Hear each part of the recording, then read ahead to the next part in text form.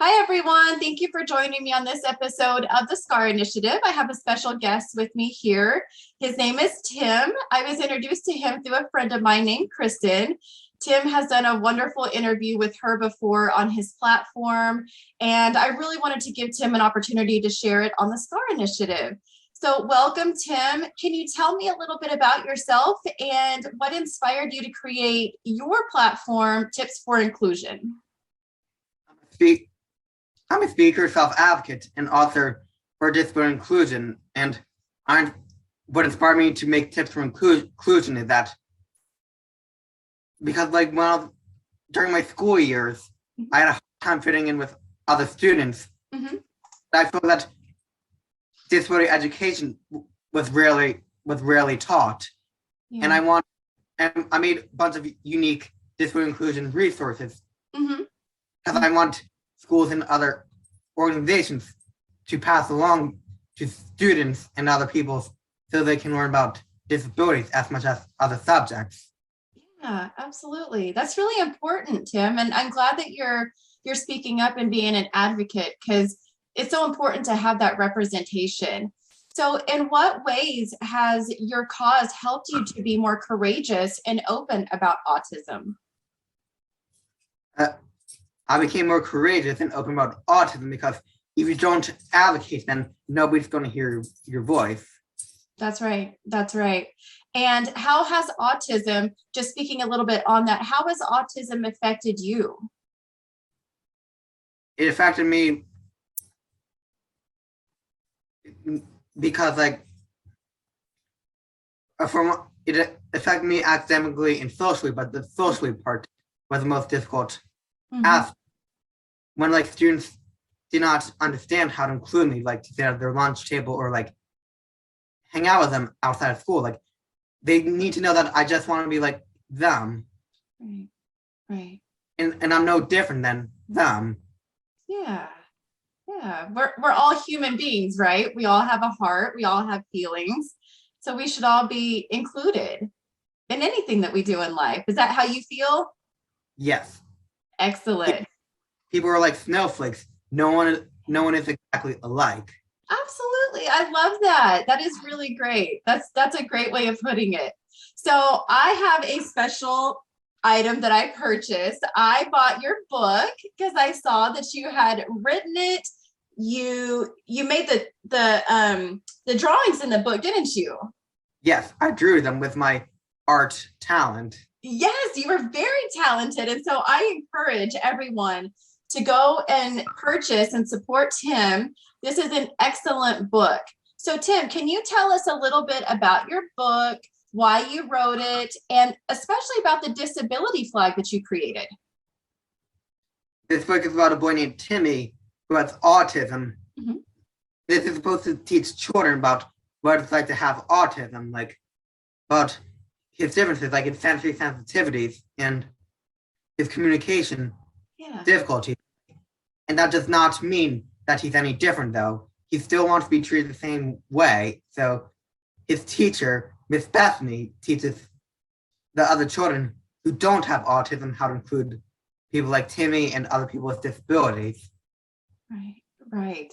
And that to me was really inspiring to see, because you don't see a lot of teachers taking that initiative to teach other students about different disabilities. How did that make you feel when Miss Bethany was able to do that for the students?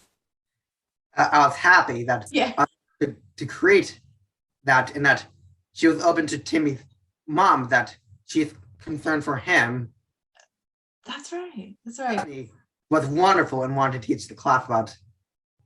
That's fantastic. That made me feel so, that made me feel so good. I love that, Timmy. Can you tell me about your disability flag that you created? I think that's really important for people to hear about. This is a bookmark based off the flag, and yellow means that people who are regular ed, blue for special ed people, and green is when they're both integrated together. Wow. How did you come up with that? That is so cool. Because blue, it's often associated with autism and disability too. And yellow, I figured that it would be like a good color for like people with who don't have disabilities. Right. Right. That is so cool. Now, do you pass out these bookmarks and these different items that you have whenever you visit people and you talk to them about autism? I in fact do. The bookmark, my pamphlet, How to Be Good Influence with People with Disabilities, and my children's book. That is so neat. I love that. How long did it take you to create this flag? Like, that's one of the most easy projects I make. Like, less than a few days. Wow. I love that. The idea came in my head, and then I created it. That is so cool. It's on your website too, isn't it? Yes. Excellent. And people can see you. I saw a picture of you holding a big flag, and it's your creation. And what is it that is written on the bookmark? What does that say? Even though people are different, we can all be friends. Oh, did you come up with that yourself? Partially, and it came like a video from Sesame Street about Julia that I'll be friends. I love that. Is a great quote to have to bring it all together. So let's talk some about disability inclusion. What does disability inclusion mean to you? And what actions would you want to see the whole world to take to be more inclusive? Disability inclusion is when people understand the needs of people with disabilities, that they take action like to help them, like, and what the world can do to like help with that is that if we mandate more schools and organizations to teach about disabilities. Right. Like, I agree with that. Part of the curriculum, not just an option, but it should be like required, because like people with disabilities are humans too, and that we don't want to like leave them out too. I'm a social worker, and so it's important to me to hear activism and to hear people's voices.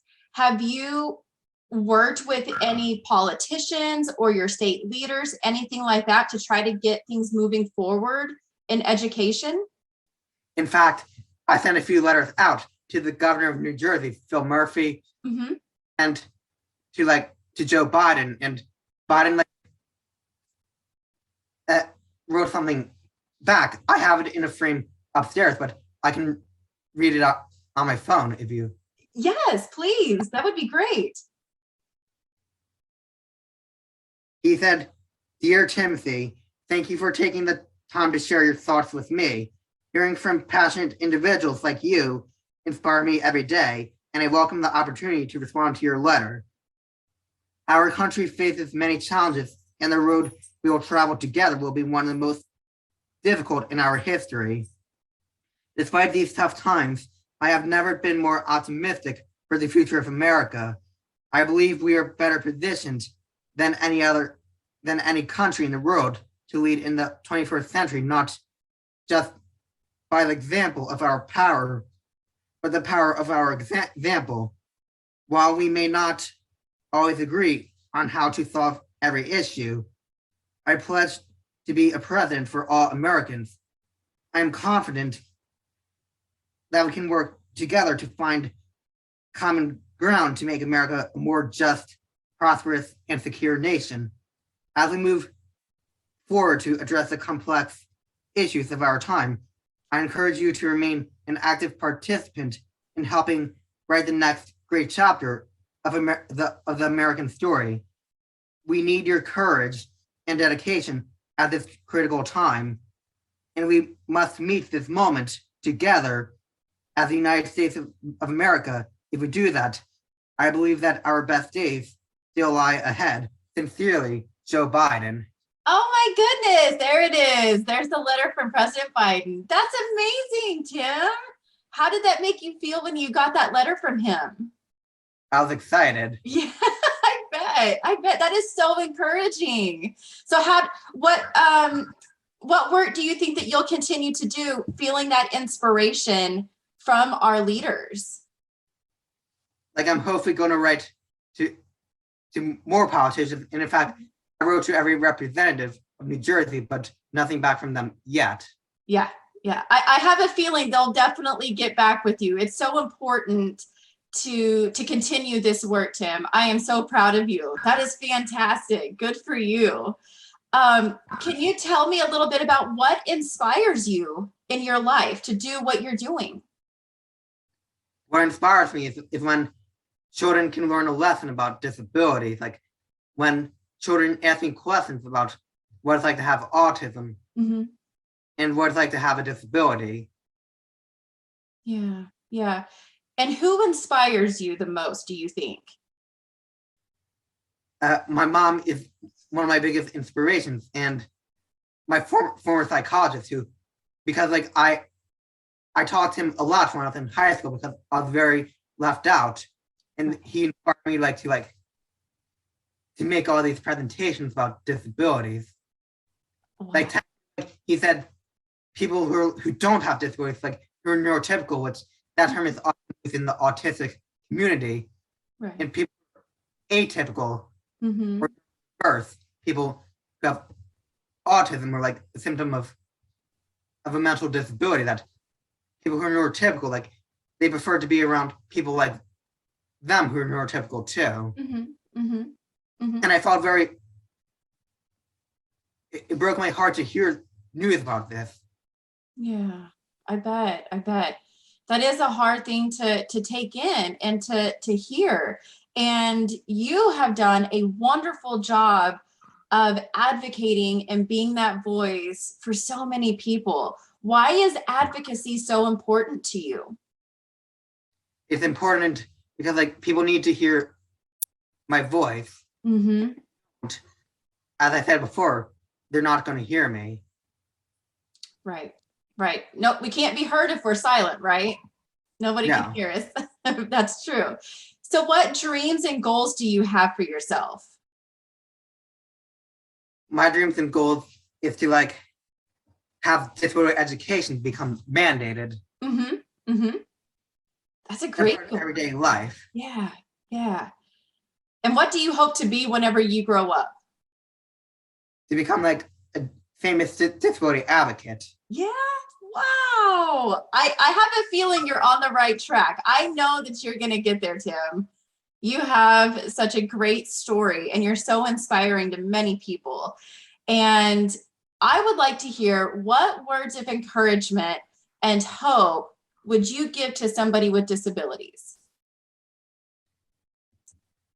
That they can advocate for themselves too. Like if they advocate, then they're going to have their voices heard. That's right. So if somebody was scared to speak up for whatever cause that's important to them, how would you encourage them to be strong, to be courageous? To be courageous, talk to them about, they can talk to other people. Like if they need help, they can get help from their parents or like by their assistants. Like they can talk about it with them first, and then their guardian can suggest how to advocate. That's great. That's a really great tip, Tim. I think that's really important to know that no matter what, you will always have that support of people who love you. Yeah. Yes. So how can people can support your cause? What can they do? Do you have social media? We know you have your website, which is a great website.